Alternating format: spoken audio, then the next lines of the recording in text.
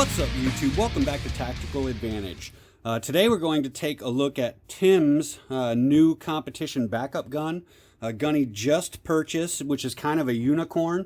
Actually, what we're looking at is a Armscore or Rock Island Armory Tac Ultra. So as you guys probably know, these are getting really hard to find on the market. Again, manufactured by Armscore, so Philippine manufacturer, one of the largest 1911 manufacturers on the planet right now. Good, bad, or indifferent, but really hard to find gun. I'll let kind of Tim talk through kind of what he went through to find this. But yeah, quick unboxing, really cool gun. It's going to be an interesting project gun that's got a lot of things coming to the channel. But with that, we'll get into specs just a little bit, and then we'll hand it over to Tim, and he can kind of talk about, you know, the thought process behind why he went after this and why he went through the odyssey of trying to find this gun and actually procure one. And it was a chore, honestly. But with that, let's get into the specs. All right, so from a spec perspective, really what you're looking at is just a high capacity 1911. Really looks like it's based off the Para platform. So really thick grip. Again, in 9mm. 17+1 capacity, comes with one magazine from the factory. Let me see here, full length dust cover, accessory rail on the front, so really beefy gun, parkerized upper and lower, skeletonized trigger, skeletonized hammer, ambi safety, comes in right at about 3 pounds unloaded, and I think like 3.6 loaded. Lengthwise, we're 8.75 inches, 1.313 wide, and 5.5 inches bottom to top. So it should fit in the box. Grips are G10. And that's really about it. From a trigger pull perspective, I think they rate them at the factory 4 to 6. It feels about a 5-ish pound pull to me. A little bit of creep, a little bit of mush. But still a 1911 trigger for sure. But past that, there's not really a whole bunch more to talk about from a spec perspective. But, you know, we can get in a little bit more into the detail about how the gun feels here in a minute. But with that said, we'll let Tim kind of explain kind of what the thought process was behind this gun, what his plans are for this gun. And we'll go from there. So the reason I went with the Rock Island is because I wanted to get into the 2011 platform without spending a ton of money. And the real cool thing about the Rock Island is there is plenty of options as far as upgrading and just so much potential in this gun. I'm not quite sure if I want to go the full route and customize it out. I want to see how she shoots. I want the ability to be able to shoot in different classes if I so choose. I do shoot the TP9 as well. And I really like that platform, but I wanted a more weighty gun to see if it helps my shooting. I like the 1911 style trigger. Definitely a very good looking gun, especially after the customizing. So you ended up having to transfer this gun in. What did you end up paying for this, ballpark? I think it was running about $670, and then there was a shipping fee on top of that and a transfer fee, of course. So considering that there was literally like one in the US, a Tac Ultra, that's relatively reasonable. But when you start thinking about the 2011 kind of market, going back to kind of what you were talking about, to get into even a semi-custom 2011, you're talking $3 grand-ish. $3 grand-ish. You know, so you're well under $1,000 from the get-go for a platform to start with. Mm-hmm. So certainly there's some differences in the 2011 kind of versus the high cap 1911.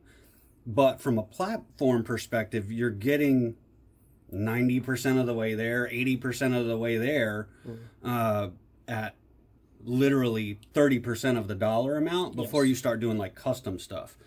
So I know you have some thoughts about moving forward once you get used to this gun and figure out what works and what doesn't work about potentially doing customization. Kind of what are you thinking about there? So I think I definitely want to put a red dot on this. I want to put the Halo Sun 507C on this gun.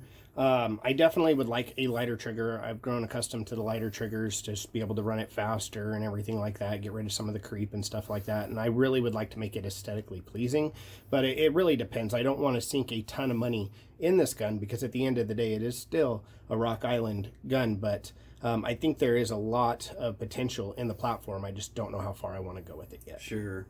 So even if you went, and I know, and just so everyone knows on the channel, Tim's already kind of begun talking with Hayes Customs.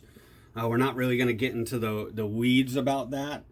But even if you went pretty hard in on this platform, what were you thinking? I mean, I think we were talking about it, and you're probably still well sub $2,000. Yes. All in to kind of get this at a pretty reasonable high level, you know, changing out whatever MIM is in there, slide machining, just tuning the gun up.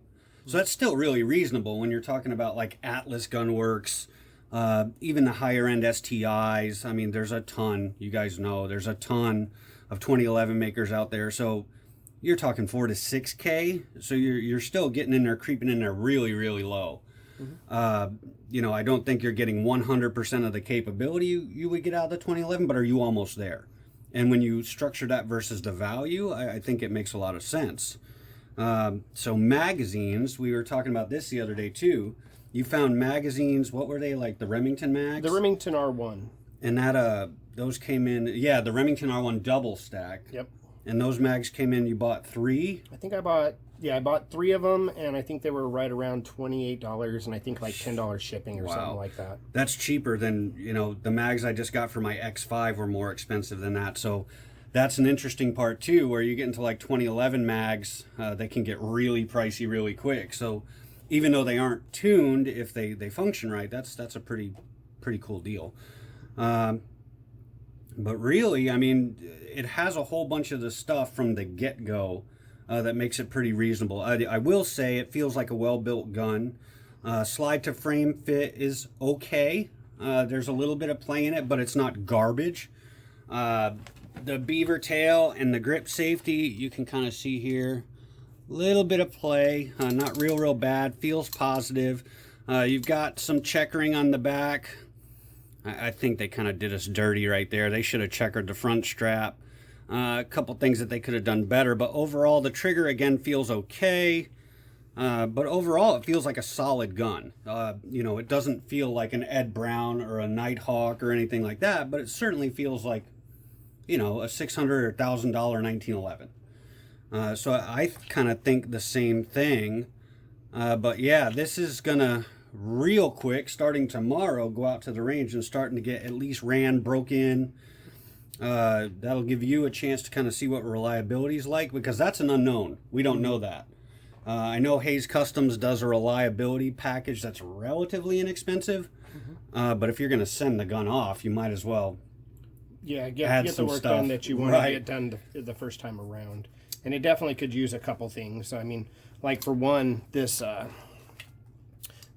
slide release right here is just like damn near impossible to reach. Yeah. And I'm not a big fan of that. You really got to cock it over in order to get to it. Yeah. Also, the safety, if you really grip up high, you can accidentally pop it, and they do some trimming and buffering and stuff like that. So it definitely could use a couple of the features that they do. Yeah, I mean, I'm not going to spend a whole bunch of time kind of getting into the sights. It looks like, you know, okay fiber optics, but those are going to probably go away just because you want an optic gun. It won't matter. But yeah, that's really the gist of it. This is going to be probably a long-term gun on the channel, because there's a high likelihood that if it runs, there's going to be a lot more work to be done. And then as you get used to the platform, you know, obviously we can see what changes in the metrics of shooting and blah, blah, blah, blah, blah. But really cool gun. Again, unicorn. You're not seeing these very often. I have heard rumors out on the street that ArmScore or Rock Island did some restructuring, and you should start seeing these on the market more frequently again. Just if you go back 2 years ago, they were all over the place. I mean, you could find them on sale for sub $6, but that kind of dried up. And I spent a long time looking. I went website after website after website trying to find one of these. So yeah, they're definitely really, really hard to find. So yeah, I mean, that's it. I mean, any closing thoughts, Tim? Anything you want to talk about with this, or? No, I'm definitely excited about the potential. I hope she shoots. I hope I like the platform. Really have high hopes for this gun. Awesome. Sounds good. All right, guys. See you next time. Thanks for watching.